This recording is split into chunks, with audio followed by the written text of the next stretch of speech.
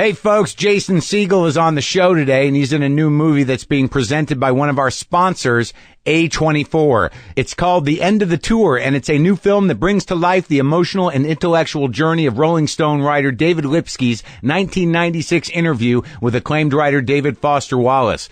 Jason plays David Foster Wallace, and you'll hear us talk about that coming up. It also stars Jesse Eisenberg from The Social Network. The End of the Tour opens in select theaters this Friday, July 31st. We're also sponsored today by Netflix. Have you been missing your BoJack Horseman fix lately? Well, not to worry, people. BoJack is back, and this year he's really trying to be a better horseman. Don't miss the Netflix original series that Slate calls a brilliant comedy. BoJack Horseman stars Will Arnett, Amy Sedaris, Allison Brie, Paul F. Tompkins, and Aaron Paul, with guest star Lisa Kudrow. All episodes now streaming only on Netflix. All right, let's do this show. Lock the gate!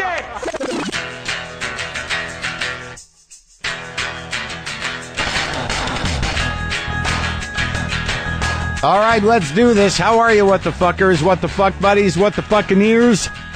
This is Marc Maron. This is WTF. Welcome to the show. Thank you for being here. It's my show. I host it in my garage in Highland Park, California, here at the Cat Ranch. There are several cats around. Right now, scaredy cat, wild cat, been feeding for a decade, just finished up eating and not talking to me. As usual, not having anything to do with me. After 10 fucking years of feeding that guy, you'd think maybe come on over, touch me a little bit. Just a little touch on the head, be nice. Nothing. Let me say hello to my friends across the pond and tell them that I will be in Dublin September 2nd at Vicar Street. Tickets are available if you go to WTFpod.com/calendar. There's a link there for you. September 3rd and 4th, I will be at Queen Elizabeth Hall in London, England. Again, a link at WTFpod.com/calendar. And those are the only gigs coming up because I finished up the Marination tour this last weekend in Denver and in Boulder. Amazing shows. Me and Dean Del Rey. Boulder sold out. It was tremendous. What a great place that was. We did the Boulder Theater. We had a great time. And on Saturday night, we did the Paramount in Denver. Sold about $1,350. Not bad for a guy who was me. Filled it out pretty nicely. Had a great show. Great time. I like Denver a lot. I'm back home, and now August is looking pretty empty, and I have to go back and I got to start generating again, I guess. I have to go back to the drawing board. I've recorded this hour-and-a-half chunk of material to get about an hour, I believe, for an Epic special that will be on in December on Epix called More Later. So I just looked at a director's cut for that Bobcat Goldthwait directed, and it looks great. I'm very happy with it. I'm very happy with things. But the fact is, I've just done an hour and a half that I've been doing for about 6 months to a year, and it might be time to let it go as it goes. It's a weird thing about doing stand-up these days. You got to turn over these hours. And I'm not sure. I always get to this point where I don't know what the fuck I'm going to do next. Where does the material come from? So maybe in August, I'm going to go out and do something exciting and compelling that'll generate at least an hour's material. And I think that might be jury duty. Because apparently, I'm the only asshole that responds to those things when they come in the mail. Everyone I've talked to, they're like, why'd you open the envelope?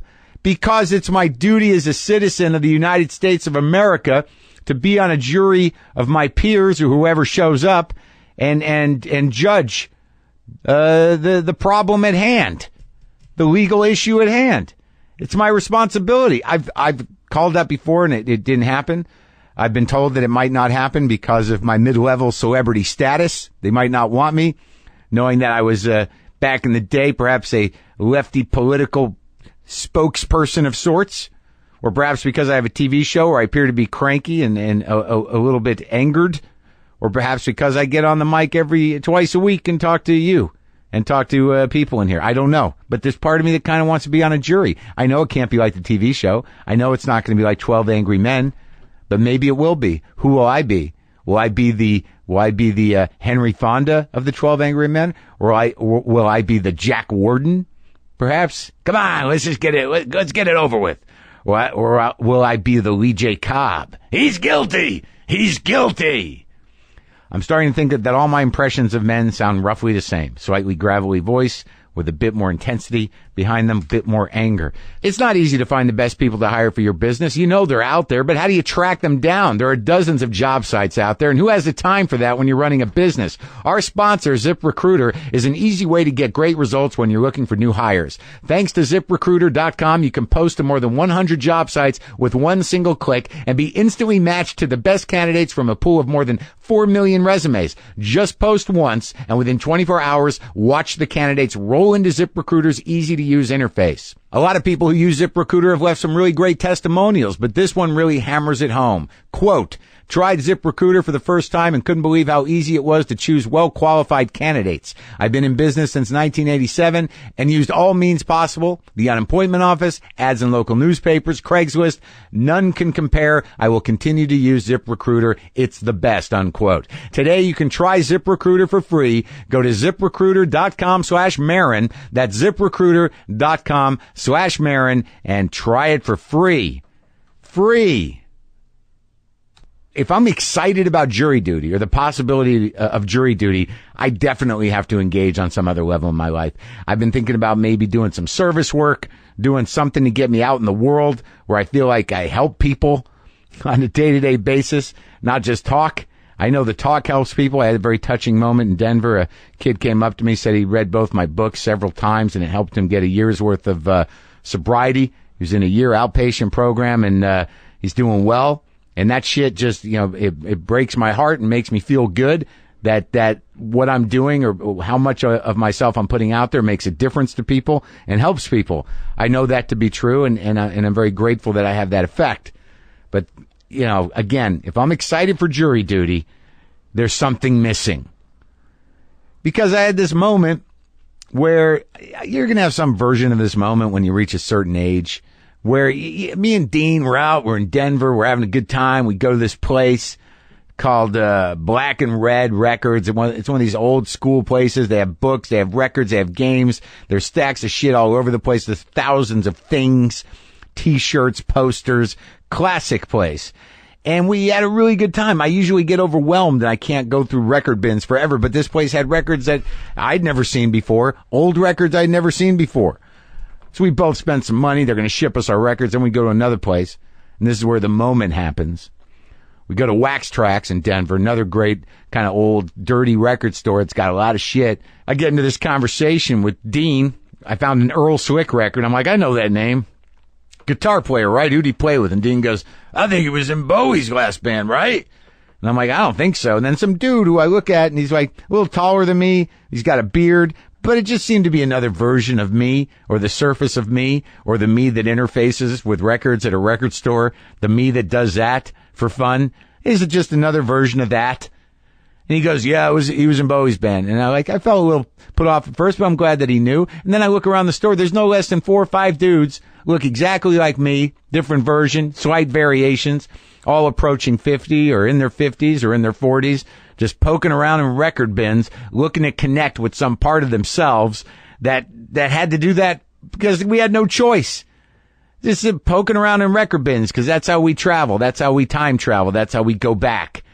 So this is like some fairly common midlife event, poking around in record bins, looking for something that worked back when we were younger, or maybe get that same feeling we got when we were younger, maybe a better feeling, maybe something elevated, something defining. I don't know. I don't know what we're looking for in those record bins, but I know there's no fucking end to it. And then I saw this dude talking to his 8-year-old, probably 6-year-old daughter. I was at a bin and he was down a few bins from me, and he's got the Some Girls record, the Rolling Stones record out, and he's trying to explain to this 6-year-old girl why the covers are different. He told, the whole story is that before they had all the faces, Lucille Ball, I think Marilyn Monroe, a bunch of women's faces in the slide out, but they had to take them off because they didn't get rights to those faces. So I just see this father saying, Lucille Ball, they didn't pay her or ask her if they could use her face.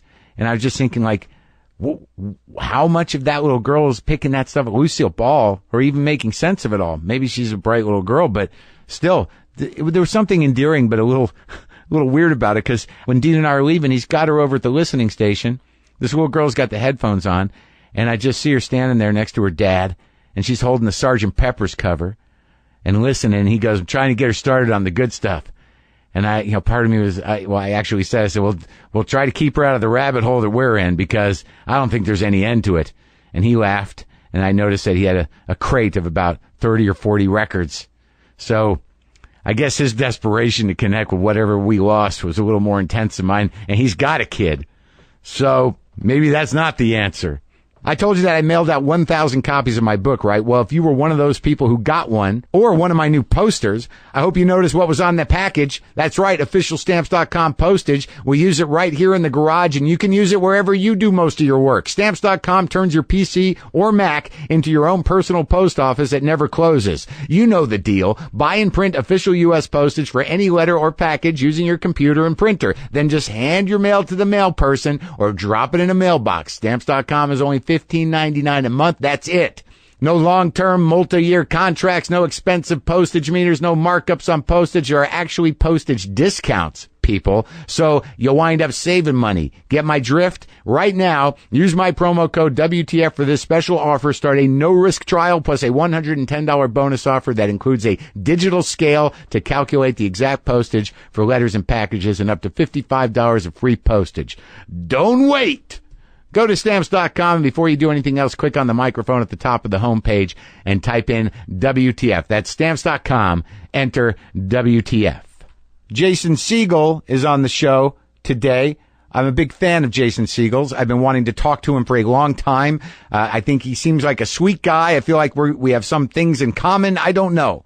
That might just be a Jewish thing that I projected onto him. I still have that thing in my mind where I can identify and connect with almost any Jew of my ilk. And clearly I can connect with other people, but it's a weird thing. But I just like the guy, and he's in a great movie that I just watched, a very interesting independent movie called The End of the Tour. And it's about David Foster Wallace. It's about this writer who wrote an article on him, played by Jesse Eisenberg. Guy's name is David Lipsky, and it's a very subtle, kind of bizarre movie. But Jason does a great job, and it's an interesting role from him. Many of you know him from his movies, Forgetting Sarah Marshall, This Is 40, the Muppet movie. You know him from How I Met Your Mother. You know him. He's very funny. He's got a great way about him, and I was excited to talk to him, and we had a good talk. And that's going to happen in your head shortly. I was just in Hawaii last week. Very exciting. I was flown out to do a scene in a movie. It's called Mike and Dave Need Wedding Dates, I believe is the name of the movie. I was asked to do it by the director, and they flew me down for the day. Luxurious. Very exciting to fly down to Honolulu, which I've never been to, for a day's work, where I played a bar owner, and I did a scene with Zac Efron and Adam Devine. And I've not done that many movies. And it's the opening scene of the movie, if all goes well, but we don't know.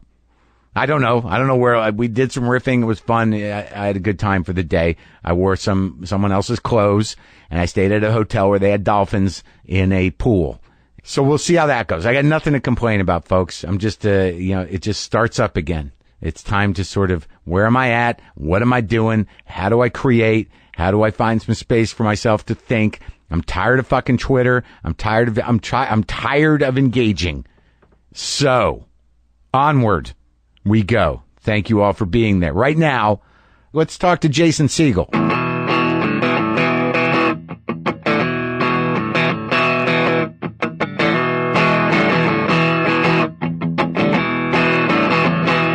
You look like you just got a haircut. Yeah, I got a summertime haircut. Did you go to the razor place? I went to my local little barber, and I embarrassingly showed them a picture of David Beckham. You did? Yeah, I said, give me the Beckham. You want the Beckham? I wanted the Beckham. I think you're a little late on the Beckham, aren't you? Oh, totally. Yeah. I caught it when it's totally unhip. Yeah. Wait, so you moved to Los Feliz? Yeah. So did you go to like Sweeney Todd, or who'd you go to? No, you know what? I have a place up near Santa Barbara. Oh, really? Yeah, a little small town. So I went over there. Is it like one of those old timey barbershops, or is it just like a hairstyle? It's a salon. Oh, okay. Yeah. All right, yeah. Fine.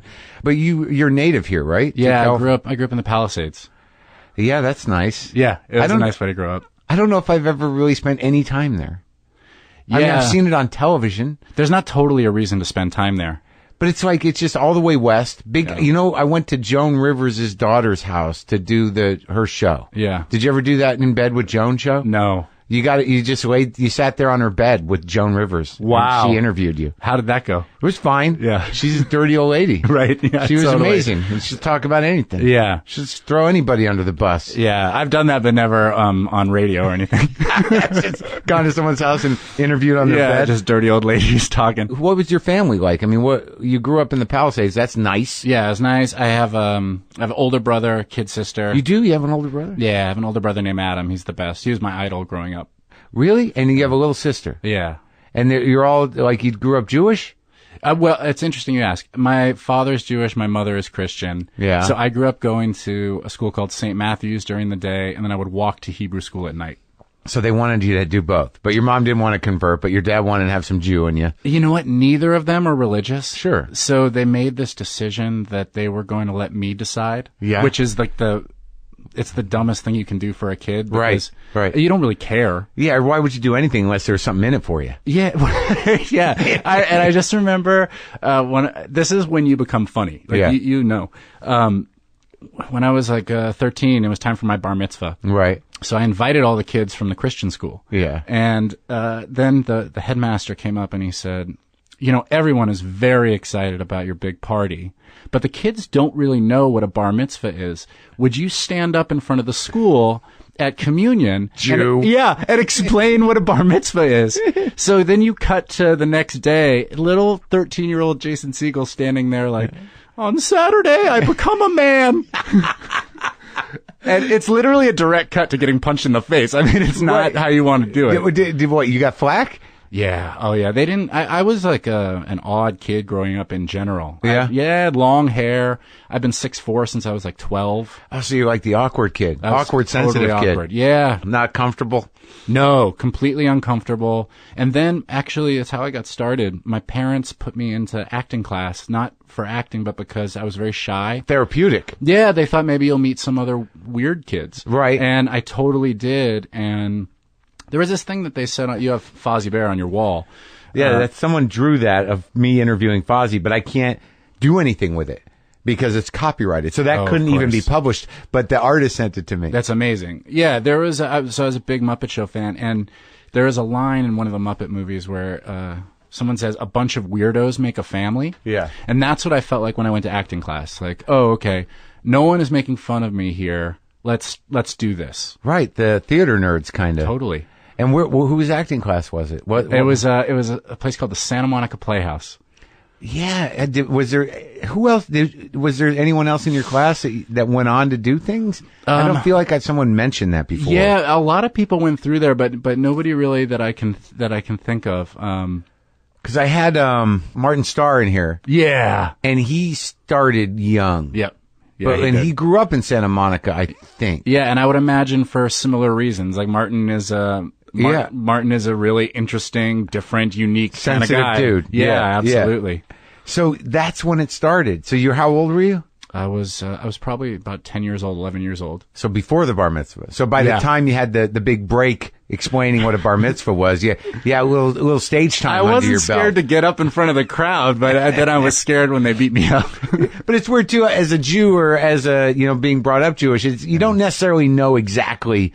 You know he's becoming a man, but then you got to explain the ritual. And did you do the whole thing? Like I have to read from the Torah. Yeah. Oh wow. I did the whole thing, but I viewed it like a performance. I went up and like really made a show of it. Yeah. And I think I was dressing really weird at the time, and I wore like a purple suit and mustard pants. Mustard pants. Yeah, absolutely. I like mustard. I had mustard pants. You did? Yeah. I did recently. Oh, cool. I had mustard corduroys. I was very attached to them. Yeah. You don't see them too corduroys often. work. Yeah, they looped back around mustard pants. Yeah. I always liked that color. So they all looked at you like an oddball. Yeah, I think at that point you just make a decision, especially, also at Christian school, you're the Jewish kid, and at Hebrew school, you're the Christian kid. I think that's the nature of groups. You're not a real Jew. Yeah. Is your mom Jewish? No, you're not a real Jew. Right. And so everyone wants to compartmentalize people. And Yeah. I think I decided at that point, like, okay, it's me versus the world, kind of. Yeah, you know? yeah. And you sought some comfort in the acting class and in Muppets. Yeah, totally. Because that's like, who was I talking to? Judd, I guess. And you have this reverence for the Muppets. Yeah. To the point where you're like, we need to make a new Muppet movie. I mean, you made that happen. Yeah, well, I cared a lot about it, and I helped make it happen. I think that what always how's it unfold? Okay. I wrote a movie called Forgetting Sarah Marshall. Yeah, I like that movie. Thanks, man. And I saw you naked in that movie. Yeah, totally. Weird, interesting decision. Thanks. Well, at the time, it was like a very new decision. I feel like now it like no one bats an eye, but I thought, there's actually a reason. It's the same reason that I was going to get to about the puppets, is that the thing about a romantic comedy, I think, is that you know what's going to happen. Like, the guy on the poster is going to end up with the girl on the poster. Right. And some people can take pleasure in that journey, but like a lot of men, for instance, kind of roll their eyes at it. It's just not an interesting thing. So I thought that if you opened a movie where main guy is naked in the first scene, basically, you're kind of forced to let go of any expectations. Like, I don't know what's going to happen, you know? Yeah. So then the challenge is, how do you end a movie like that when you know they're going to end up together? And I've been obsessed with the Muppets, and I said to Judd, like, what if we end this with a lavish puppet musical? And he literally looked at me and said, "It's your movie, man." And we did, and I love it. It's like one of my favorite things that I've ever managed to trick people into doing. And from there, like, something goes well, and then you have a little bit of juice. Yeah. So people were asking, "What are you going to do next?" And I said, I'd like to bring back the Muppets. And everyone said, you're crazy. Why? This is a totally different thing than what we like you doing. But I just, I went in and I pitched it to Disney, and they said, okay. And then I set off doing that. And you wrote it? I wrote it, yeah. I wrote it with my friend Nick Stoller. I know Nick Stoller. Oh, yeah, he's the best. He was in here. He was? Yeah. Yeah. He's the best dude. Yeah, you guys make sense. You're sweet guys. Yeah. Yeah, he's a nice guy. He's a good really friend nice of yours? guy. Yeah, he directed Forgetting Sarah Marshall. That's right. Yeah, we did, he wrote Muppets with me, and we did a movie called 5 Year Engagement together. So we worked a lot together. But the Muppet thing was just it was just out of a childhood love of the Muppets. Yeah, it was that, and also, there hadn't been one in a while, hadn't been one in a long time, and I felt like one of the things the Muppets did that was really unique and special is they never made fun of people. They never got laughs at other people's expense. Right. And I just thought that combined with this idea that they're so strange was a really neat thing. Like, they're so strange because they're puppets? No, because they're a frog and a bear and gonzos or whatever, and they all kind of come together. And I felt like you can catch a kid at a certain age and instill this idea that it's okay. Whatever you are is okay. Right. And like in today, I don't know, I think a lot about this stuff, but in today's world, like, there's so much shaming, and everything's either a major win or a total fail on the internet. Right. That some voice saying it's okay was important. And it was important to you. Yeah, totally. When you were a kid, because you felt out of place. Yeah, I think so.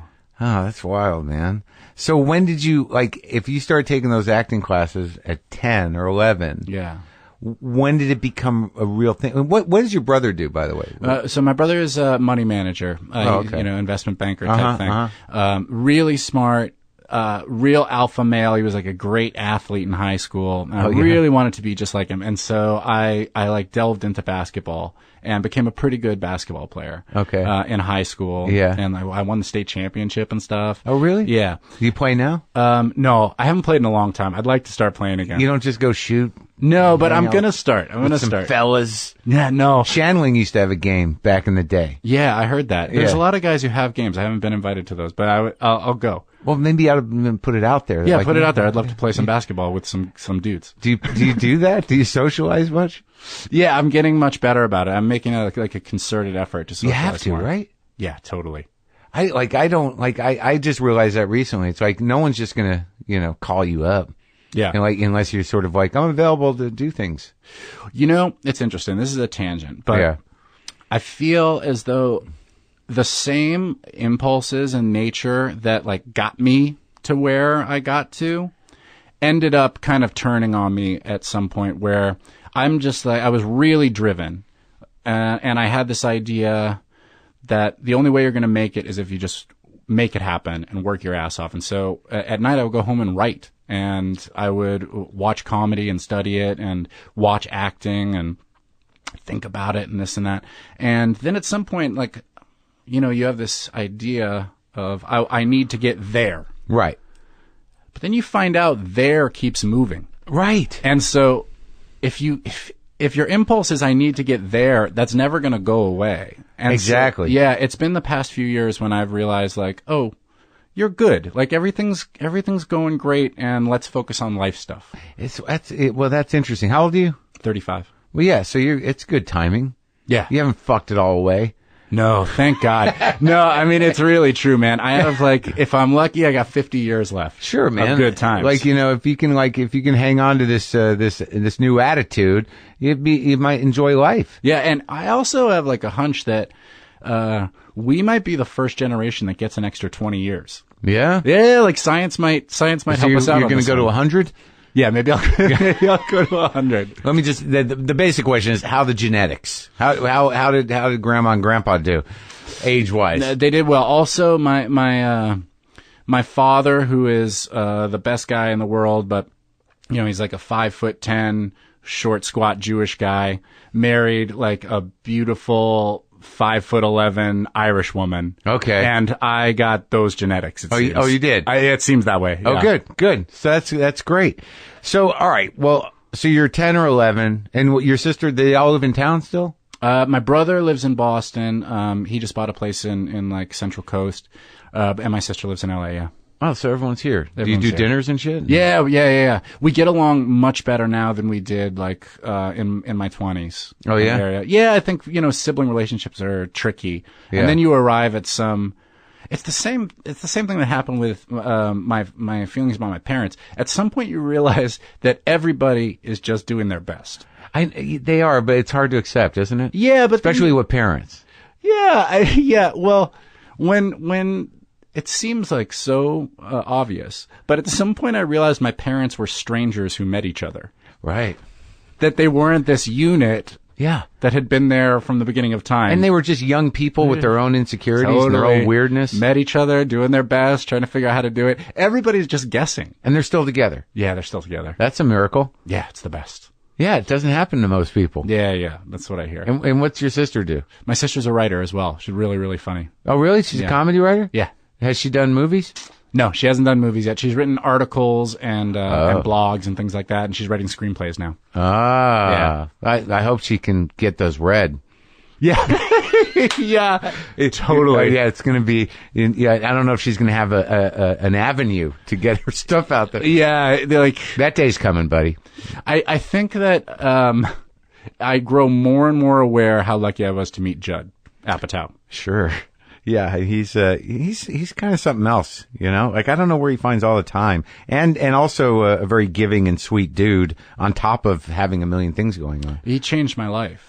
Well, yeah, well, so let's go back to that. So you're doing acting and you've studied at 10 or 11 years old. So at this point I'm playing basketball in high school, and I saw in school that I have, like a very good memory. Right. You know, short term can memorize stuff. And I was doing a little bit of acting, but I was focused on sports, and I decided that I would read this play for no reason. I read this play called The Zoo Story. Yeah, Edward Albee. Yeah, that's right. And there was like a 20-page monologue in it. Yeah. And I thought, I'd like to see if I can memorize this. Yeah. That was really my thinking at the time. Right. And so I asked the head of the theater department, Ted Walsh, do you mind if I try putting on this play? And this is in Palisades, at high school? This is at Harvard Westlake in the Valley. Okay. Yeah.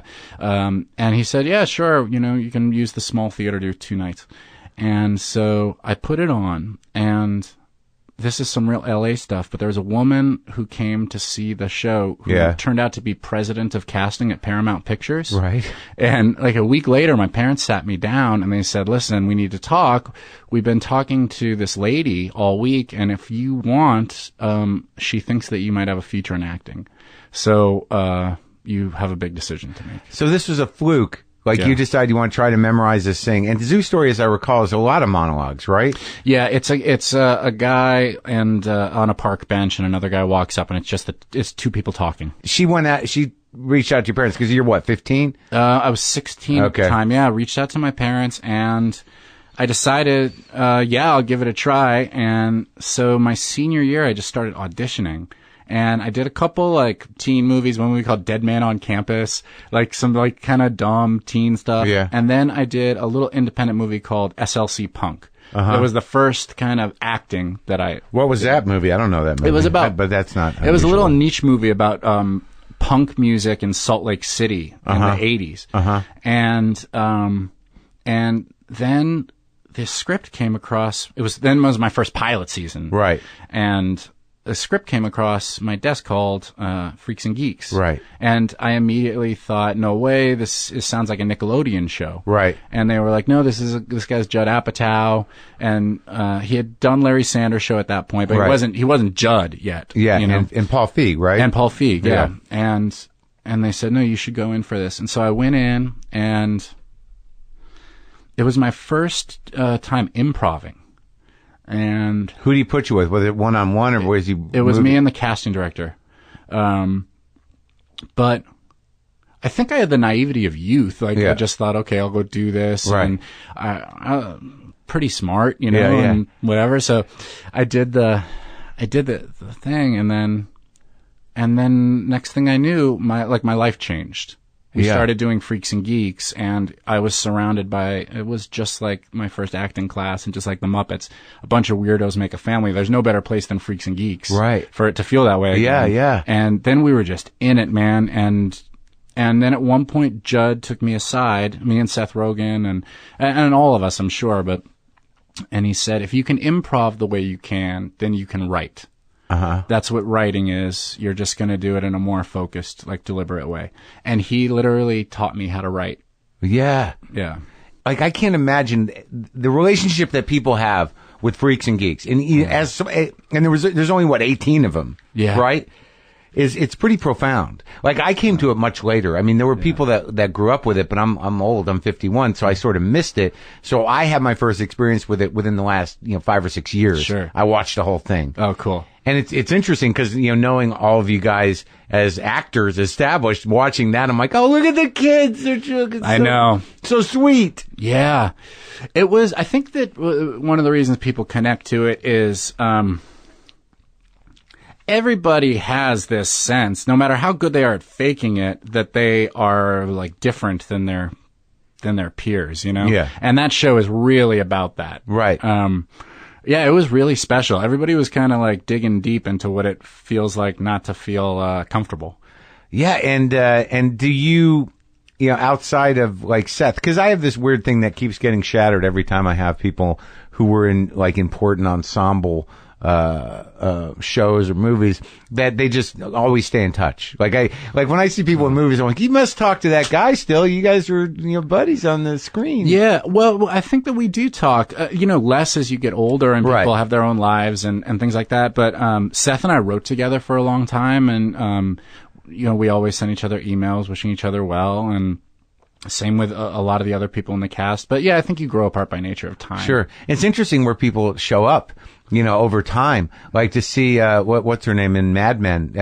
What's her name? Linda. Yeah. I mean, it was like, hey, there she is. Yeah. She's and like, I've limited experience in show business, but as somebody who watches shows, there's that moment where you're like, oh, she's working. That's great. Yeah. Well, I think that there's also,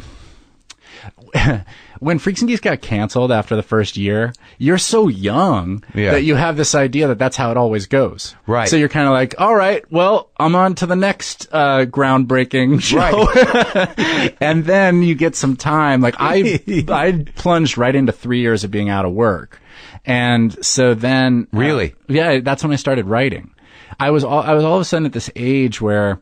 So you were like, what, 17, 18? And at that point, I was like 20 to 23. That age, I had no work. So, okay, so you were going to be an actor, and you were an actor. And I didn't go to college. Right. In order to act. Right. And then all of a sudden, I was now like too old to play a kid anymore, and too young to be like the doctor. Right. And Martin had that. He had a similar situation where Yeah. things just, changed and he had to reevaluate. Yeah. And that's when Judd said, the only way you're going to make it is if you start writing your own material.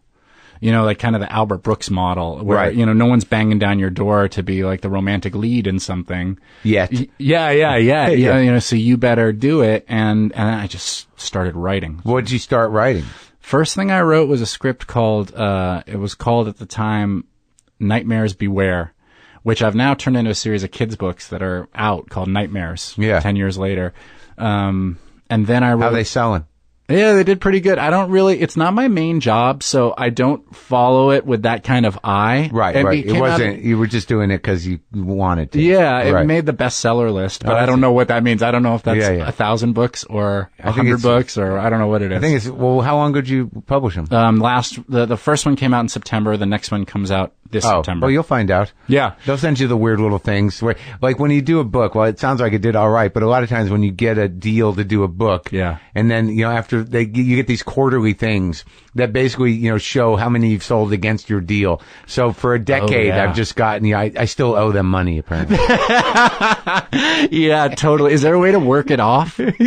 Well, it's just the way they frame it. You don't have to give your money back Yeah. or anything, but they show you just how many units you've sold and what it is compared to what they gave you. Yeah. And it's never, well, for me, it wasn't necessarily encouraging, but people got the book. Yeah, I'd like to kind of even it up if I owe them money with like some one-man shows or I can appear at a dinner party. All right. Maybe it might be selling great. Yeah, no, I think it did well. I have a framed New York Times bestseller list thing. That's beautiful. Yeah, but that wasn't really why I did it. But that was the first screenplay. That was the first screenplay, and then the next. What was the pitch? What was the angle? It's about a kid it's like Roald Dahl style. It's about a kid whose mother passes away, and when his dad gets remarried, he starts having terrible nightmares and about witches. And so one night, he and his friends have to journey into the nightmare world, each face their biggest fear in order to rescue the kid's brother. Huh. Yeah.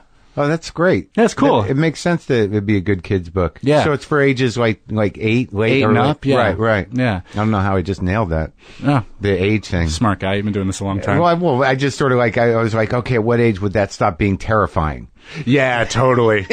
Absolutely. Right? Well, I think that kids really like to be scared. Right. And I just remember at that age, I liked being pushed right to the edge where I felt like I can't believe my parents are letting me do this. Right. Do they know? Yes. Right. Totally. Yeah. Meanwhile, your parents are like having Chardonnay in the living room. They don't know. They don't know something scares you till you come out of your room crying. Yeah, totally. Totally. Right. Yeah. So I was apparently scared by a lot then, by the way. Were you?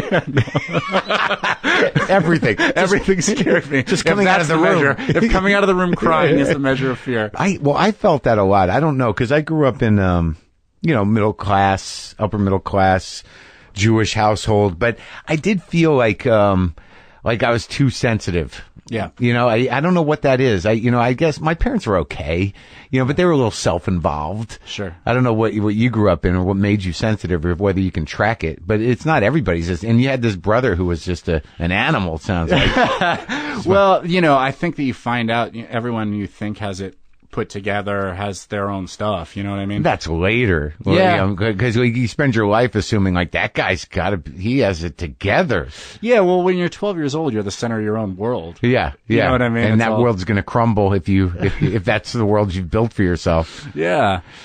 I don't know what made me sensitive. I think I've always felt things very acutely. Well, I think that's what I feel like that's what I feel from you in your roles, because I don't know you. Yeah. But I always assumed that guy seems like a pretty sweet guy. Seems like things hit him pretty hard somehow. Yeah. Yeah, I've cried a lot in comedies. I think I've cried more in comedies than Maybe anyone. that's it. Yeah. But what was it? What was the second thing you wrote? The second thing I wrote was a movie called Forgetting Sarah Marshall. That was it? So you wrote that when you were in your 20s? Yeah, I was 24 when I wrote that. So that hung around for a while? No, I made that movie when I was 25. It's been that long? Yeah. I think 7 years, so I might be off by a year, but something like that. Yeah, 25, 26. But by that point, you'd already acted in some Judd movies, right? Or no? I had done Knocked Up, and then I had started my TV show, How I Met Your Mother. So we can measure it that way, actually. The Forgetting Sarah Marshall was the second year of the TV show. Okay. So I was 26. God, did you have any idea that TV show would go on as long as it did? No, I had no idea. My only experience had been failed TV shows. And the first 3 years or so, we were on the bubble and constantly on the verge of being canceled. And so then it just it found its legs like season 4 or 5. And then we were going, man. You did like what, 9? 9 seasons, like 240 episodes or something like that. And that's like you're a made guy. Well, I certainly had a real safety net of knowing I had a great job. Right. Yeah. And you could save some money. Yeah, And you're going to totally. be all right. Yeah. You can get a Right. house. Right, yeah, live totally. a life. The fear of not having gone to college went away. Yeah, that's interesting. So, but it went away fairly quickly in a way. Not, I mean, within a decade is good because you don't want to be the decade down the line going, fuck. Yeah. Sure. The 3 years, though, when I was 20 out of to work, 23. something like that really instilled this thing in me, like we were talking about before, where you better work your ass off. Well, there's panic. Especially when things don't work out. Totally. Like, so I imagine after Freaks and Geeks, you're going on auditions. Yeah. And you're just like not getting shit. Yeah, no, totally. And there is a sense that it's insurmountable. Right. Oh, yeah. And then you're beating up on yourself. I mean, Totally. what were your parents saying during that time? I didn't totally fill them in as to how scared I was, I don't think. But were they like, well, you can go to college? I think at one point that was brought up. One point? Yeah. But you know what's really funny about my mentality at that point was, to me, the alternatives were, I'm either going to make it as an actor and a writer, or I'm going to move back into my parents' house. Like, the notion of get a regular job wasn't sort Right. of in my... You had no experience with it. There was no No. reason for you to know that. Absolutely. Yeah. That's a weird thing about growing up in a house where, your father was what? He's a lawyer. Oh, well, so, I mean, you must have had that somewhere in your head. Like, you could be a lawyer. Yeah. Yeah, I guess I did. I just... You know what? Okay. What? Here's the thing. I think that anyone who's a performer Yeah. is a very unique personality type. Right. In that you believe somewhere that what you have to express artistically is worthy of people paying money for and being quiet and listening to. You felt that I felt like I had something to offer. early on. This is when you were 20. Yeah, I felt like I could do something. I think you have to. You have a calling. Yeah, you have a calling, or you have something to say, or you have Yeah. a unique skill. I think if you don't have that, I don't know why you're doing it. You're just getting beat up the whole time. Right. Like, you better have this feeling that you have something to offer. And unfortunately, there's a lot of people who feel that way and turn out to be wrong. Right. And it's, I guess that would be a delusion, but Yeah, well, there's some of that is necessary in this business. I think so. Yeah, a little bit. Too many people are trying to do it. I mean, people arrive by the busload from their town to try to make it. Well, now, and also it's become so diversified in that, like, if you have an iPhone and you can post there is something now where I think that delusion, without any indication of ability, can be nurtured forever. Yeah. It's sort of heartbreaking in some ways, but you can't begrudge anyone for trying, because who the fuck knows, but it is a little bit, I said it on stage the other night that, when you do comedy and you see all the headshots of people that you don't know, like you don't recognize, you've seen that when you go to a casting or something, just see stacks of headshots of just people like, hey, like me, where there's a pain to it. Oh, well, when you're auditioning too, there's this other totally demoralizing aspect of walking into this casting room with 20 other guys who look exactly like you. Yeah. And the decision's not going to be made based on anything but that guy looks right, or I like the way he read that line, or it might not have anything to do with what you're really capable of. Yeah, I lived in New York for a tiny bit during that period, and the 3 years. Around there when I was auditioning, and it was in August. Yeah. And it was Sweaty like July, and hot August. and Yeah. gross. So I would go to these auditions. I didn't have a car, obviously. And by the time I would arrive at the audition, I would just be drenched in sweat, looking like a monster. And I remember thinking, this model is not going to work. Yeah. Now, well, how long did you live in New York? I only lived in New York for a few months, 4 or 5 months. What was that about? Was that a failed adventure? Or? Yeah, well, I had met a girl at that age, and I decided I was going to go try to live with her in her apartment that had no air conditioning, and it was like great in the spring, and then by the time it hit summer, it was like a Tennessee Williams play. With the fan in the window? Yeah, you hate each other, and you're dripping with sweat. Oh, yeah. Talking in a weird southern accent for no reason. Yeah, and her dad shows up, and the disturbing relationship. Yeah, that's right. But so that crumbled. That crumbled. I came back to L.A. Ran back to L.A. I did. Where the temperature is level. Yeah, it's just a little more moderate for a guy my size, you know. That's the reason. Yeah. But Forgetting Sarah Marshall was big, and I enjoyed that movie. I've watched it a couple times. Thanks. Yeah, I've seen a lot of your movies. I'm surprised. This doesn't always happen. Oh, that's good. That beats the alternative. Yeah.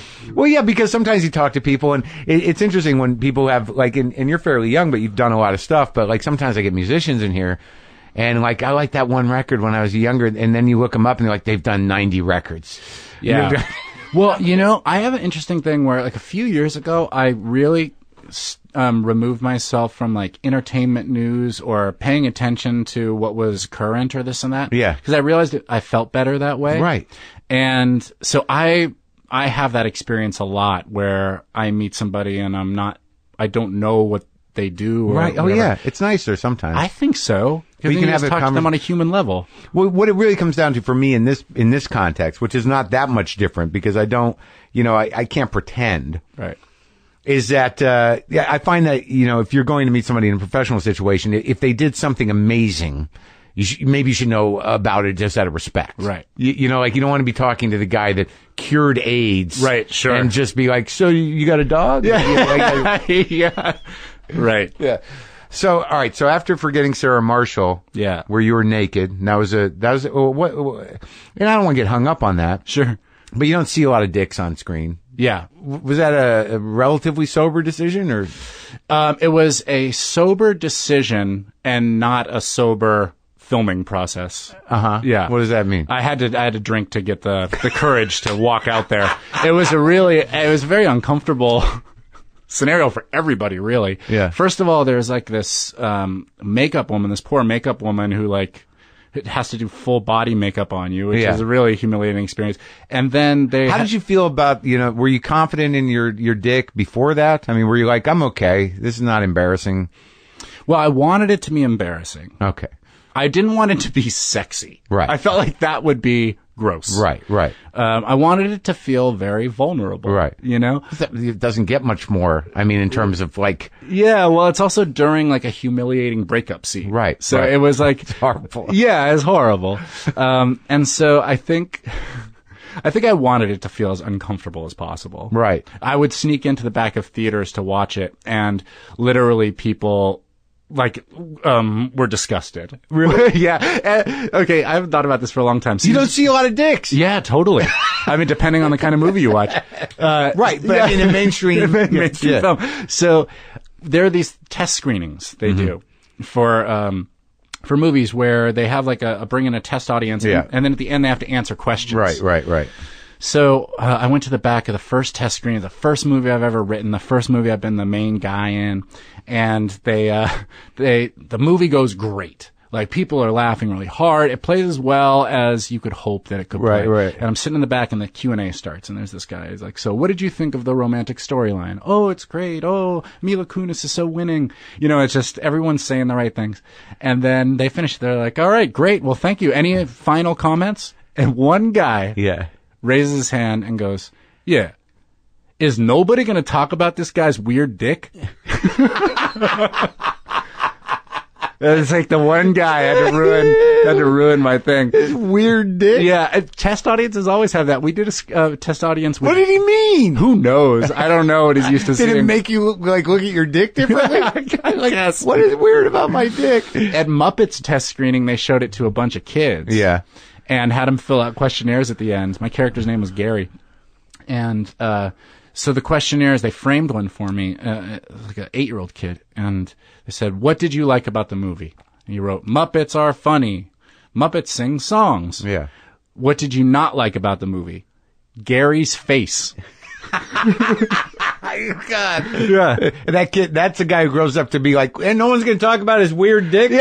Yeah, same guy. Yeah. Totally. So outside of the acting you took when you were a kid, did you work with coaches and did you continue to train at all? No, I feel like at that point it felt more like on the job training, and working with Judd felt like an apprenticeship in a lot of ways. But I was paying attention and I was watching performances and feeling inspired by them. Like by who? Like you mean at home? Like, 'cause Yeah. you said when you were in your ambitious, compulsive phase that you were watching actors. I remember watching Edward Norton in Primal Fear when I was young. Whoa. Yeah, I was like 17 when that came out or something. That's where he plays the murderer? Yeah, it's his first Richard movie. Gere? Yeah. Right. I remember thinking, that's what I want to do. And Serious shit. yeah, that's where I was at the time. And The Zoo Story is a drama. Yeah. And then I'm incredibly lucky. I met Judd and I got swept into a comedy world. Right. And I turned out to be good at it. And so you start doing what you're good at and what people are used to seeing you as. But I think all during this period, I was starting to develop an itch that I wanted to try to do stuff that was more honest. Well, the new movie definitely is. Yeah. And, you know, we can move up to that. So all through the comedies, like, what is it about? Did you find, because I mean, I'm a comic and you have a very unique comic timing. That was what was interesting about the way Judd sort of let you guys evolve in Freaks and Geeks, because there's a very unique comic timing to everybody, but it is definitely comic. But he let you guys find it. He must have had a sense of it. Because you and Seth and, you know, even Martin, you know, though you all played it very real, but there was a certain natural comedy to it. You know, they did something that I've never heard of before. When they were casting Freaks and Geeks, Yeah. they did like an international casting search essentially for weird kids. Right. You know? Yeah. And they did casting sessions in small towns, and they went to Canada and went, all these places besides just casting in LA. And I think that I think a lot of it is in the selection process and finding people. And those improv sessions, you're either going to be good at that or you're not. Right. You know, you can't really fake it. Right. And so I think it's one of the things Judd is great at, and Paul, if you watch their movies, they're just really good at finding people who can do that, who have a unique thing. Right. Well, yeah. But did you find that, because it seems like that Knocked Up comedically is very different than Forgetting Sarah Marshall or I Love You, Man. Yeah. So, it's always a hard question to answer, because I don't see that you've really been typecast in any way. You know, you find a certain tone of a character that kind of locks into your sense of humor. How do you feel that out? Well, I appreciate that. I think that in the early part of my career, like when I was writing Forgetting Sarah Marshall, that was an attempt to be as uniquely my voice as I was capable of being. Yeah, you're very vulnerable, and also you're the underdog, and you're emotionally desperate in a way. Yeah, oh, totally. Right. It's actually a very, very honest movie, and there's like a drama underlying that movie. That is a guy who is really lost, doesn't feel good about himself, and drinking really heavily in that movie, and like trying to find his own inner strength, sort of. And then I felt like the best way to express that was through comedy. That's what I'm good at. And is that where you were at in your life? Yeah, I think I was. I think it progressed more. I started feeling that way more as the years went on. As you got more successful. Yeah, a little bit, in that I think, well, one thing that happens, I think, by nature of the business is that you start to have opportunities to do what you have done well again and again and again. Yeah. And I fell into that. And at the same time, to be easy on myself, I was doing How I Met Your Mother at the time. And so I was, for 9 years, I was filming a TV show during the year, writing the script that I would do that summer, and then filming a movie over the summer. And it was a real cycle where I don't think I took much time to stop and think about what I wanted. Yeah, that makes complete sense. You know what I mean? Because you're caught up. Yeah, you're caught up, and I had this vestigial fear that it could all go away.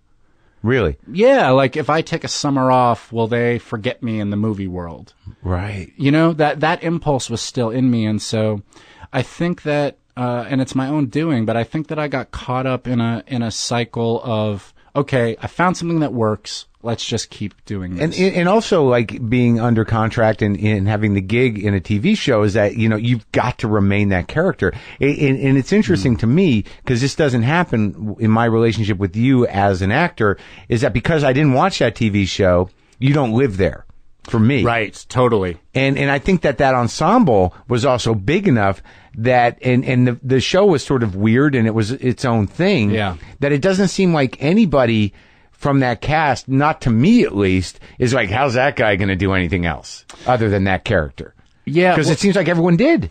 You know, you find out there's a very tricky thing about self-perception when you're working in this business, because it's very much based on perception. Mm-hmm. So how people see you is sort of how they're willing to cast you. Mm-hmm. And I think it starts to affect if you're not careful, it starts to affect how you view yourself. Interesting. Yeah. And, you know, I think the nature of a TV show is that it's meant to be repetitive, so that you can check in at every time. It's meant to be comfortable. You know, my character is like a loving, funny, schlubby husband. Right. There's not going to be like the surprise episode where you find out I'm a cheater. Right. You know what I mean? So you kind of fall into this thing. The viewers want that consistency. That's what they love, the characters. Yeah. And so you can't just make them a monster all of a sudden. No. And there's a lot of value to that. You know, as I've gained distance from the show, and I really like road tripping. Mm-hmm. And so, you know, you travel to small towns where people come up and they say, hey, you know, watching your TV show got me through Iraq, or watching It's amazing. Yeah. It's a really, really special thing. I think that while you're doing it and you're so artistically driven, you have this feeling of, I should be pushing the limits out there. Uh-huh. I found out there was like real value to, you know, a sitcom. Sure. No. Like, you know, even with this in its own way, you know, people listen to, you know, me talk about my own struggles, whether it's, recovery or my own neurotic problems and my relationship problems. It's like, I get a lot of emails and a lot of people like, you know, I go, you know, you helped me through a dark time. Yeah. And why isn't that enough? You know, it's gotta be, and it's a beautiful thing. I never anticipated that. And it's something when you're in your own loop, you're like, well, I don't know if I'm doing a good job, or if this is like a great job, or if this is, but then all of a sudden you realize, like, you have no idea how you're affecting other people in a good way. That's right. And it's a beautiful thing. So, all right. I Love You, Man. I watched that movie. I saw that. That's a fun one. It's a good movie. I've done a bunch of things with Rudd, and I feel like he and I just work well together. Our sense of humor is bounce off each other. Well, you're really both you're soft guys. Yeah, I guess so. Yeah, you know, totally. We don't have a lot of machismo. Right. Yeah. So there's something about that. Although he's willing to get pretty vulnerable. Oh, totally. Yeah. He also got really buff for Ant-Man. Did he? Oh, I haven't seen. He's jacked. Oh. Looks like a lightweight boxer. Oh, really? I gotta get that. I gotta get a trainer. Do you work out? You know what? I'm starting to now. Like I'm more fit than I've been, but my body is still like what a fit guy looked like in those ads from the 50s. You know, where like weird broad chest. Yeah, and like you're allowed to be a little pot-bellied. Right. And you lift your chest up a lot. Like, yeah. Like I look like I should squash nerds. Well, yeah. Well, you're a big guy. Yeah. The sort of like you moving into these smaller movies, like with like I saw Jeff Who Lives at Home. Oh, That's yeah. Duplessis, right? Yeah, totally. And that was an interesting small movie, right? But that did pretty well. Yeah, I'm actually not sure how it did, but I know that I felt like there was something really special about that movie. There was, because the character felt like it was, you know, it was a compromised character and a character in a sort of emotional struggle that kind of ends up transcending and being the hero of the story. But that guy seemed very familiar. Yeah, it's a guy we know the guy. Like he feels like there's more to life and there's secrets around every corner. Yeah. And as a result, he lives in his basement. Right. You know. Yeah. It's that guy. But in that movie, he turns out to be right. Yeah. And I watched the end of tour. Oh, you did? I did. Yeah. Oh, cool. It was great. You were great. Thank you. It was. This was the one you were hoping for. Yeah. Yeah. How did it come about? This movie to play David Foster Wallace. You know. Okay. Well, the first answer is I don't know what happens behind the walls of an agency. Sure. But my experience was the script got sent to me, and it got sent to you. Yes, it got sent to me, and they asked if it's something that I felt like I could do, if I thought I could play that part. And I read it, and I really did. The themes of the movie just really resonated with me. It's a lot about what we're talking about outside of the comedy, about actually being the person. What happens when things are going as well as they possibly can, and you still feel the same? Mm-hmm. You know, this movie takes place over the last 4 days of the, it's about David Foster Wallace, and it's the last 4 days of the Infinite Jest book tour. This book was called The Voice of a Generation, and he wrote it for years and years. It's 1,000+ pages. It came out, did as well as it could do, and he didn't feel better. Right. And it's one of those books that is revered, that I have not read. Yeah, that's most people's experience with it I've met. Did you read it? Yeah, of course. But did you read it before you got this opportunity? No, absolutely not. And when I bought it at the bookstore, I bought it at a little indie bookstore, and there was a Ghost World kind of girl behind the counter, and I set Infinite Jest down, and she said, "Ugh, Infinite Jest. Every guy I've ever slept with has an unread copy on his bookshelf." Yeah. So you read that? Yeah, I did. I read it with some guys who worked at the bookstore, actually. What do you mean you read it with them? We did a book club where we would each read. We would go off and we would read 100 pages, and then we would get together on Sundays and talk about what we had read. And how far away were you from shooting? I had 4 months. Okay. I had 4 months to get ready. Uh-huh. And, well, this is sort of what we were talking about, the character and Forgetting Sarah Marshall. And this seems to be like a perfect sort of synchronicity for you in the sense that, through all these years of craving to do this deeper work as an actor. Yeah. You're given the opportunity, and comedically you sort of dealt with, some of the issues you were dealing with. But this character, how close to your experience was it? It was, at this point in my life, it felt like kismet when we started shooting. I had gotten sober, I got sober 2.5 years ago. Yeah. So, I'm a year and a half sober at that point, and my TV show was coming to an end, and I was at a real moment of, what do I do now? Mm-hmm. There's a line in the movie that is kind of verbatim what David Foster Wallace said during this interview, but he said, "I have to face the reality now of being 34 years old alone in a room with a piece of paper." And that's really what I felt like at this point. My safety net was gone. The fact that I have a financial safety net didn't really apply to what I felt. It doesn't, does it? No. Right. Of course not. Yeah. Well, not of course not. I suppose looking from outside of it, you would think of course it does. It actually makes it, for a lot of people are sort of like, what are you complaining about? But the truth of the matter is that the sad thing when you're in that position is that you do have that, and then you have these feelings, and they're almost compounded. They're like, well, because then you're like, what the fuck is wrong with me? I can eat wherever I want and buy that car if I want to. This is what the movie is dealing with, in my opinion. Yeah. I mean, what the movie is it's basically a transcript of this interview that a guy called David Lipsky did with David Foster Wallace, where Rolling Stone sent him out and spent the last 4 days of the book tour with him. And well, it's interesting because the one thing I noticed about the movie in retrospect is who is this movie really about? Right. Because you walk away from it and you're like, was that about Lipsky? Yeah. But then you sort of you go to the other place and it's equally about both of you, I think. Did you feel that? Yeah, I actually think that it is about a theme. Uh-huh. That if you treat yourself and listen to a speech that David Foster Wallace gave called "This Is Water." It was the Kenyon commencement. Yeah, I read speech. that. Yeah. Yeah. It is addressing the exact theme that we're talking about in this interview, which is if you are where do you place your value? And what is going to address this itch that we keep trying to scratch that's telling us we're not there, that we're not enough? If it's success, you'll never be successful enough. And if it's money, you'll never have enough money. Right. And if it's talent, you'll never be adored enough. You have to find something else. And I just really related to that. And at the point in this movie, like, you don't get the sense that he necessarily did, right? Yeah, I think that right when you catch him at this point, he is a man who is doing everything he can to feel normal.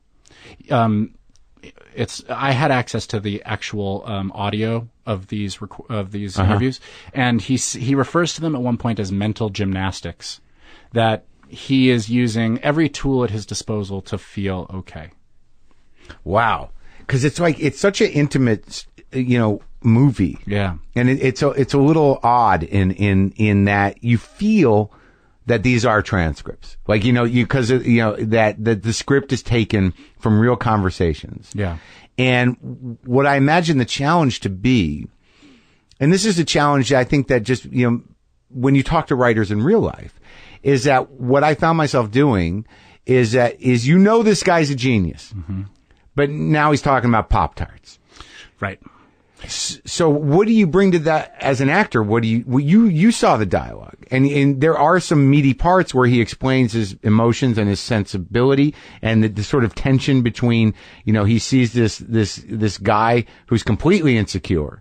And I know that Lipsky guy. Yeah. I don't know him personally? No. Oh. But I know that character. Of course. Because it's us 5 years ago. Right. Or however long it is for sure. you, That's what I think is, to me, that's what the movie, that was the lens I saw it through, was a guy talking to himself on the beginning end of the tunnel. Lipsky is looking up at David Foster Wallace saying, God, it must be great to be you. You must feel great. You must feel terrific. What's it like to be so famous? And David Foster Wallace looking back at him saying, kid, be careful what you wish for.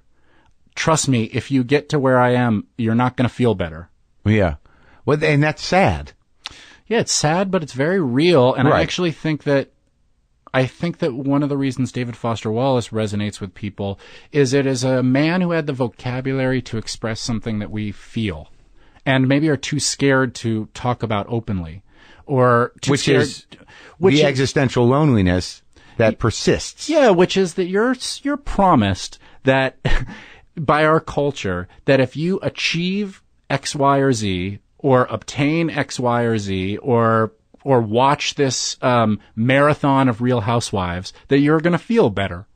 And it turns out that that's not true. And people are really operating under that assumption and get to the destination and find out that it's vacant. But it's rare that a person can investigate that loneliness like he did. Like, I think that, sadly, some people just percolate along with a mild feeling of dissatisfaction or anxiety that they can't pinpoint. But he decided to explore the underpinnings of existence in relation to these expectations and the onslaught of sensations available. Infinite Jest, when I read it, it's three-pronged. There are basically three storylines that are interweaving. One is about recovery in Boston. One about AA.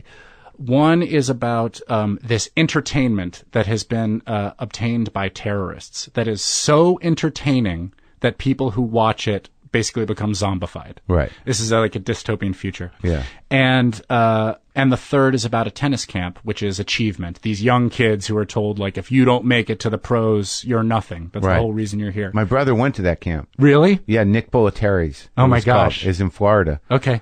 My brother didn't make it. Yeah. Well, that's the thing. Most people don't.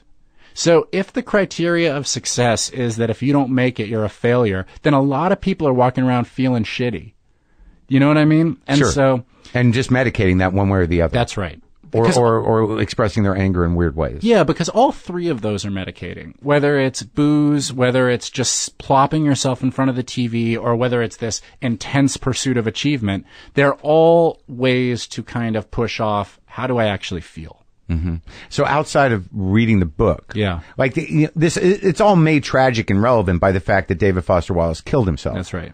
And that, you're looking at this movie, that this time capsule, and you can't help but like sort of, what are the indicators? Like, and I imagine you as an actor, knowing, how he ended up years later, this is part of that trajectory somehow, right?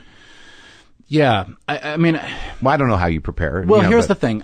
Here's what I thought to myself is that if me 5 years ago saw me now, I would be unrecognizable.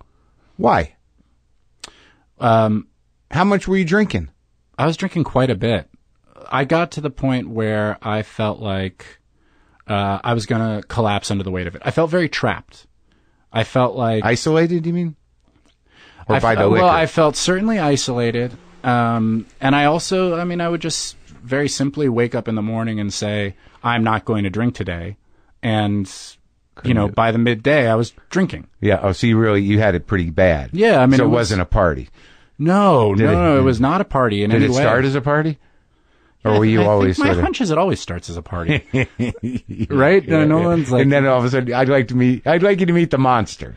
I hope you had a good time at the party. Now you're working for this guy. Yeah, no, exactly right. And well, you've lost control, you know? And I got really lucky in that I had a real moment of clarity where I said to myself, I want to be the best version of myself. I just got really lucky that happened. Was it a dark day? Yeah, it was a dark day. I had something bad happen. I had not been drinking for a little while, for months. Yeah. And I decided, you know what, I'm going to drink. And so I didn't have booze in the house for myself at this point. I had a case of rosé for guests. Right. It was summertime. Yeah. And so I decided I'll have a glass of rosé. Right. One glass. Yeah, I don't even like rosé. Yeah. And so basically it turned into a weekend where by the end of it, I was surrounded by these empty bottles of rosé. And I thought to myself, this is not for pleasure. Right. I don't like rosé. Yeah. This is something else is going on. And there's no end to it. Yeah, there's just no end to it. Right. You know what the thing is for me that I realized about booze is that I am not going to win. Mm-hmm. They're not going to stop making booze. I can't drink it all. Right. You know what I mean? Yeah. And for me, it's like fighting Mike Tyson. Right. And I realized at that point, the best strategy for me is not to get in the ring. Yeah. And it's weird that when you're introduced to that craving thing, that's the most fucked up thing about having a drinking problem or a drug problem is like the idea that like, yeah, okay, I can stop. Yeah. And then you stop for a little while. But then like that day where you're like, I'm going to drink, like that thing that wakes up in you where like that weird, like unquenchable kind of like, ugh, that when you meet that thing, you're like, this is a fucking problem. Yeah. And the thing that you're not told because you don't discuss this openly. You know what I mean? Right. But if anyone out there is like, suffering, right. or has these feelings, I don't know how I'm going to stop. Once you say to yourself or just to somebody else, I need help. Yeah. It unfolds. Yeah, it comes. Yeah. It dozens of people willing to help. Yeah, totally. Yeah. Absolutely. Well, good for you, man. It's a great step. And how about it when that day where you got enough sober time and you realize like, no, I don't really want it anymore. Yeah. It's a great day. Oh man. I can tell you what happened. So this is about 2.5 years ago. Yeah. And you spend like the first month, 2 months thinking, what do I do now? Yeah. When you stop drinking. Well, just my activities. Yeah. Gone. Yeah. And you were kind of like, you were out in the world being drunk. Yeah. Well, I was good at it. Well, can I ask you a personal question? Yeah, sure. Yeah, sure. I just want some validation on this. I heard that you got into the habit of getting on stage and just saying, "Is there any women that want to fuck me?" and giving out your phone number. Is that true? No, that's That is a bastardization of a great comedy bit. No, what it was I had written a song that I would open. I opened a couple concerts with. I opened for Maroon 5, and I sang it once with Glenn Hansard in the Swell season. Okay. That was actually a very funny song. So it was a very nuanced. Oh, okay. It was a very nuanced version of that. Okay. And the phone number was fake. Oh, okay. Yeah. It's so funny how how it finally got to me was like, yeah, he's just fucking. He's just like, going for it. Yeah, he's just like putting out his phone number and just like, yeah, Hollywood, man. Well, that was sort of the desired effect, I suppose. Yeah. But I'll tell you, so a month into not drinking, right. I was driving down the street. I was driving back from San Diego Comic-Con. And there was I was listening to the oldies station, and all of a sudden I realized I was singing along to Rock Around the Clock. Yeah. And I was like, whoa, I feel good. I feel pretty happy. I've seen this in movies where people sing in the car in a real happy mood. And I've never looked back. Like, it was the best decision I ever made for myself. It's great. Yeah. Good for you. Thanks. You seem clear. I can't imagine you all foggy, and you must have been kind of how would you describe yourself as a drunk? Did people want to hang around you? Yeah, but you surround yourself with people who want to hang around that party. Guy. Yeah. You know? Yeah. Yeah, I was never a party kind of guy. Right. I was more like how I pictured the Rat Pack to be. Oh, okay. Yeah, all of these things are illusions that you're sort of fed from movies and TV, but I was more like that. Yeah, I remember one time being at the Improv, and I remember Jonah came in with a bunch of guys. Were you running with him?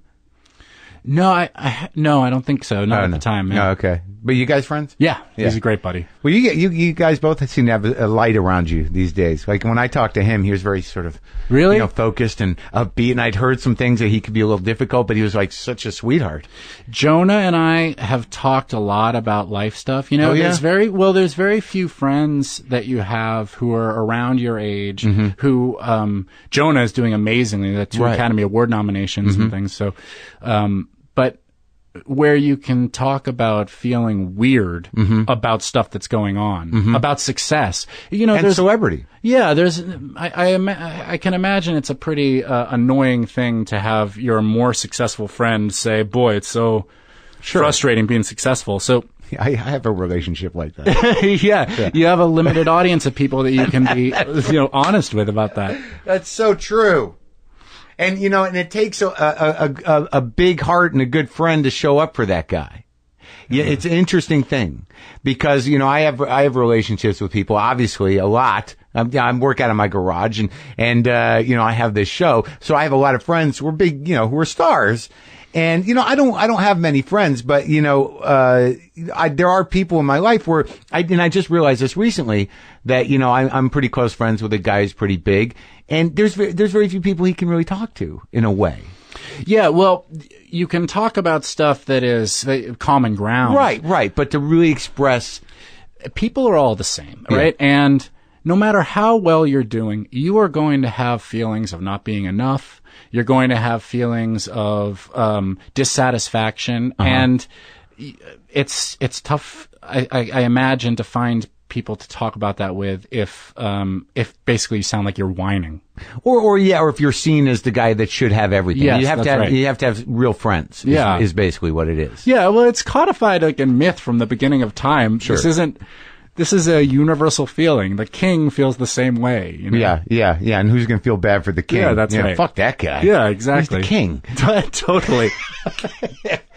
So, well, that's a beautiful sort of thing that this role, comes to you where you can sort of process these emotions through this guy. Well, I felt like sort of in the way that we're talking now, I felt like what the movie was a real opportunity.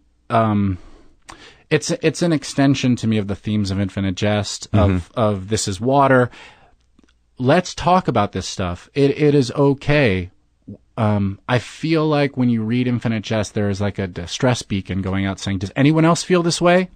It's okay. I feel this way. Sure. Do you guys? Right. And I watched the movie, and I feel like James Ponsoldt and Donald Margulies, the writer, did an amazing job of it could just be two smart guys talking, and it would be such a boring movie. But it gets at these themes, and that's what resonated with me. And it's interesting, the way it got to those themes was by essentially not making it just two smart guys talking, because a lot of the conversations were about pussy, and they were about, food. Yeah. And you know what I mean? Going to, like, because that's what's really interesting about the movie. Cool. Is those choices of when and where the deep, smart shit comes out so it doesn't overrun the movie. Yeah. Well, you need the audience to want to be in the backseat of that car. Mm-hmm. Like, you have to want to be on that road trip. It's a 4-day road trip, and it could be exhausting if it wasn't fun. And you listen to the tapes, and honestly, like, the one that I like the most that doesn't make it into the movie is Hanson. Remember Hanson, the band? Band, sure. Yeah, they came on the radio, and you hear David Foster Wallace for about 3 minutes dissect Hanson. Yeah. And you're hearing the smartest guy, of his generation talk about Hanson. In a positive way? Yeah, just in a, pop culture analyzing way. Yeah. And that to me is the fun of it. You get to hear some really, really beautiful insight in some really mundane things. And it's interesting because, Eisenberg's very intense. Yeah. And I don't like for you to kind of, hold character around that. What was it like working with him? It was the most intimate experience I've ever had acting. Honestly. There's great supporting cast. But a lot of the movie is Jesse and I. Yeah. Alone together. Had you worked with him before? No, I had never met him before. Because he's an intense character. He's intense. He is incredibly quick and funny. We were together in our first meeting, and someone asked me how I got started writing, and I said, I sort of had to create my own material. No one was knocking down my door to play Captain America. Yeah. To which Jesse just really quietly said, no, but you could probably play the captain of a weaker country. So he's that smart, and quick. And he's also the most prepared actor that I've ever met. Really? Yeah. I was just astounded at how ready and thoughtful he was about the script. And so we were staying at the same motel, like a Residence Inn, in the freezing cold, and we would drive together in Indiana. Where was it shot? We shot in Grand Rapids, Michigan. Oh, Michigan, yeah. In the heart of winter, it was like negative 15 degrees or something. Yeah. And we would drive together in the morning to work and go over our scenes for the day. Then we would act all day together for like 15 hours. And it was interesting because it paralleled the movie. We were acting with each other, but we were also acting against each other. Like, each of us wanted to win the scene. Right. Right. And then we would drive home and like unwind and talk about what the characters had talked about in the movie, get like a donut at 2 a.m. and then go to bed and get together in the morning and do it all over again. It was the best. And did you feel like now you're friends? Yeah. Yeah. Yeah, he's a great friend. He's really terrific. He also still makes fun of me. I gained quite a bit of weight for the movie because we had pictures of David Foster Wallace during that period that I just tried to match. So I was like shoveling food into my mouth. And Jesse loves old-time candy. Here's a little fun fact for you. And so I sent him a video like a month ago of an old-time candy shop, just going through showing the candy, and he sent me back a text thinking that this would be, hey buddy, I miss you. He sent me back a text that said, stop sending me video of your colonoscopy. There's a place down right here on York that sells all the old-time candy. Isn't it the best? Yeah, like you don't even think they make it anymore. Yeah, totally. Galco's. They sell all these sodas from around the world. Yeah, it's the best. Well, so what do you take away? Like, obviously this is, about to be seen. Yeah. What's your feelings? My feelings are I want to do more movies like this. Yeah. I want to do... And you can. Yeah, I think I can. I think that's the weird maturity to... this transition you're in, emotionally and lifestyle wise, but the fact that you have made, the amount of success you have and the freedom you have. I mean, the only thing you're up against is these expectations that might not even be yours. That's right.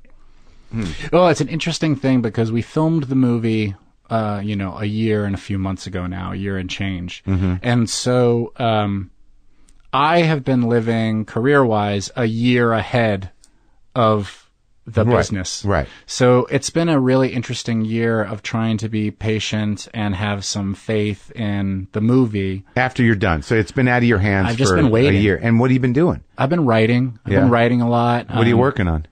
I'm writing one of the new Lego movies.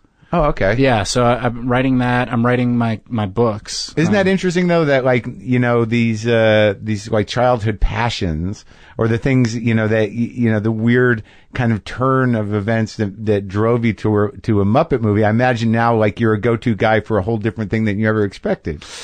I have a part of me that hasn't changed that makes me, I think, like uniquely good for that stuff because I now have the skills of a professional writer. Right. But I know like what satisfies me as a 12-year-old kid. Right. You know what I mean? Yeah. Like I know what I want to see. That part of me that's still 12. Right. So the premiere's tomorrow? The premiere's tonight. I'm going to go put on a suit after this and like just enjoy it. It's at the Writers Guild in Beverly Hills. And who's going? Like, is Judd coming and, friends or? I have my parents coming. Yeah. And I have some friends coming. And, I have a lovely girlfriend named Alexis. She's coming. And yeah, it's a really intimate movie and experience, and to watch it with people I care about is the best. So it's not really a public premiere. It's going to be an in-house thing, or? No, I think it is public. But I invited people who are I invited people who are very close to me. Oh, it's okay to invent people that are close to you. I've done that too. That ended a few years ago. It's great talking to you, man. Yeah, you too. Thank you.